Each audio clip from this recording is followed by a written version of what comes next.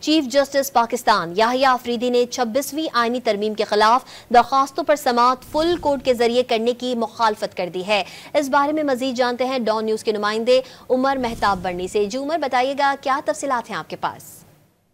جی بالکل، آج supreme court of Pakistan میں جوڈیشل کمیشن آف پاکستان کا اجلاس منعقد ہوا۔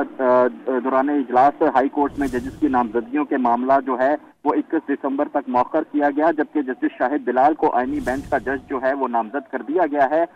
جسٹس شاہد بلال حسن کو اکثریتی فیصلے سے آئینی بینچ کا جج جو ہے وہ نامزد کیا گیا۔ ذرائع کے مطابق دوران اجلاس جوڈیشل کمیشن اجلاس میں 26ویں آئینی ترمیم کے خلاف درخواستوں کو فل کورٹ کے سامنے سماعت کے لیے مقرر کرنے کا تذکرہ ہوا۔